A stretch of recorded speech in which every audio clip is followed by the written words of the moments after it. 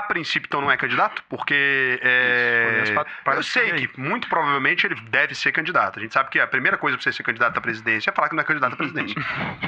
Como você pode ver o Lula, por exemplo, que os candidatos mais fortes não são candidatos à presidência no momento. Então, o que a gente tem aqui no cenário? Eu quero ver se vocês concordam comigo ou discordam de mim, né? Eu sei que ele discorda de mim, mas eu vou falar aqui primeiro o comigo, né? Porque ele é meio bolsonarista, por isso a gente colocou ele aqui. Deus que me livre. Na época que... Antes de ser moda, ele já acampava em quartel já. Sim, muito antes de ser moda, tá? Então, o Ricardo, muito antes de ser moda. Já orava pra pneu, já. Já orou pra pneu, já fez de tudo. Fiquei preso na frente de caminhão. Então o que Já fui para-choque de caminhão. Eu tô achando que ele ia se defender, ele... Tá só aí. Vambora. Foi no flow. Então, o negócio é o seguinte, né? A gente tem uma situação o Brasil nos obriga a rir, né? Porque se você decidir parar e levar a sério, você chora. Então a gente tem uma situação que a direita brasileira, ela tá dividida ali em 5 candidatos, é isso? 4 candidatos, né? Caiado, acho que Zema, basicamente 5, Ratinho Júnior e o Tarcísio. Tarcísio. E o Tarcísio não é candidato, né? É o não candidato. E agora o Flávio Bolsonaro, né? Que teve apoio do Tarcísio. 5 possíveis candidatos. Leite, mas eu acho que o Tarcísio já deixou bem claro que ele não pretende romper com o clã Bolsonaro e que... Tá fechadão. Ele tá fechadão ali, só é candidato caso o Bolsonaro queira. Se não quiser, ele não é candidato. Então fica ali no governo de São Paulo. Vamos entender que o Tarcísio... A princípio, então, não é candidato, porque eu sei que, muito provavelmente, ele deve ser candidato. A gente sabe que a primeira coisa para você ser candidato à presidência é falar que não é candidato à presidência. Como você pode ver o Lula, por exemplo, que os candidatos mais fortes não são candidatos à presidência no momento. E ele tem até um risco também, né? Porque ele já tem praticamente o governo de São Paulo, uma aprovação muito forte. Garantido. A reeleição. E a troco...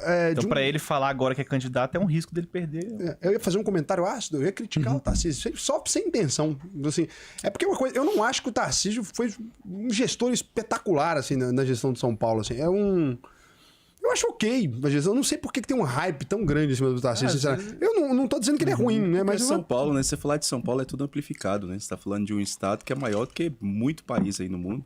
E não só de população, mas também de PIB. É né? verdade. Então, você tá falando de um país à parte quando você fala de São Paulo. Então, isso dá um peso muito Uma das maiores metrópoles do mundo também. E aí, nessa divisão toda, a gente tem, aparentemente, na esquerda, não tem nenhum candidato, né? Só o Lula mesmo, assim. Esse ano não apareceu nem aqueles doidinhos de bairro. Não. É basicamente o PT. O PT tem um candidato. Olha que loucura, né, cara? É uma Boulos, consolidação. Boulos, um Haddad, mas eu acho que um Boulos viria do Lula. Eu acho que o Boulos... Eu já cantei essa pedra lá atrás, que eu acho que o Boulos, eventualmente, vai se filiar ao PT. Eu acredito muito que ele é o herdeiro. O sucessor espiritual do Lula ali, eu acho que é o quase Boulos, né? todo candidato do pessoal que se destaca. Então, mas é um cara que começou mais à esquerda, muito mais pragmático do que o Lula, mas você vê que ele já foi fazendo acenos e ele veio vindo. Ele é um Lula meio de 2000, né? Sim, ele veio vindo. 2000. Até visualmente, Ele né? veio vindo pro centro. É interessantíssimo, porque ele é basicamente a mesma coisa. Ele começou bem agressivo, né? Mais ali dentro de uma coisa pela moradia popular e tal. E ele começa a vir no centro. Você vê ele agora topando participar do governo. Uma coisa que você não imaginaria o Boulos vai entendendo o jogo, fazendo, né? Exatamente. Acho que você falou o ponto, vai entendendo o jogo. Vai entendendo o jogo. Porque aquele Lula lá, agressivo lá final dos anos 80 para 90, era um Lula que jamais seria eleito, né? Sim, e perdeu 3 Até eleições. chegar um marqueteiro e falar assim, não, vamos colocar um terno bonitinho, sob medida, vou te indicar um alfaiate para você. E aí, a partir dali, ele começa a virar. E o Boulos fez esse movimento, que eu acho, inclusive, que é o que a direita ainda não entendeu. Né, que você tem que fazer algumas concessões, sim. Né? Então, esse discurso duro do Bolsonaro deu certo, porque, de fato, era uma ruptura lá na... Não, mas era concessão em cima de concessão. O Bolsonaro ele tinha um discurso, mas a prática era, tava cheio de gente, inclusive de partidos de esquerda dentro do governo, né? Inclusive uma crítica que se faz ao Bolsonaro, uma crítica do pessoal que é mais bolsonarista, né?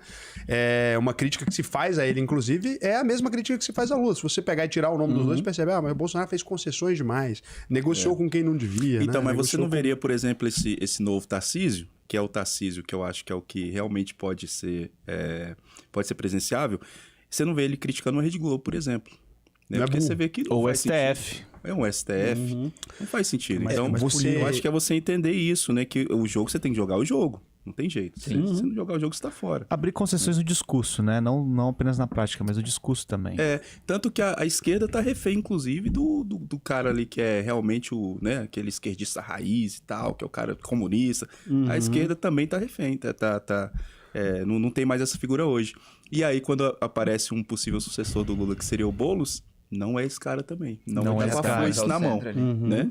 Então é o jogo, você tem que saber jogar. Não tem jeito. Uma coisa interessante nesse ponto, assim, né, de amadurecimento de ideias, de como que o Boulos vem se construindo, eu acho que ele está se construindo para se tornar um Lula, eu acho que ele percebeu que ele quer ser eleito, né? A gente percebe que o Bolsonaro também soube fazer algumas concessões, enquanto ele estava no governo, ele foi tendendo a isso. Você vê que as pessoas vão tendendo a esse centro, né? E é uma tendência nova, porque o político brasileiro, ele estava refém dos extremos ali por conta da polarização.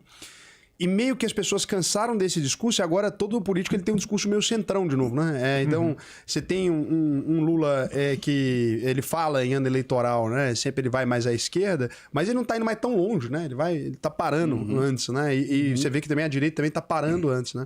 E quanto às críticas ao STF, uma coisa que me surpreendeu, inclusive, foi...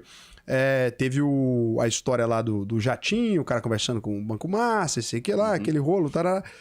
Cara, é um silêncio ensurdecedor dos dois lados, né? Do espectro aí. É engraçado como ninguém parece ter coragem de criticar o STF mesmo, assim.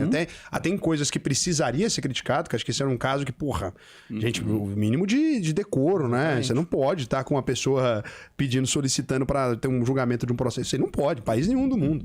Você não pode estar viajando no avião de um cara que, porra, você vai estar julgando o processo ali, não. Pelo amor de Deus, gente. Isso aí é inaceitável. E daí, como ficou tão difícil criticar o STF, porque ficou nesse lugar, né? Parece que quando você tá criticando o STF, você tá xingando o juiz, né? Não tá necessariamente fazendo críticas...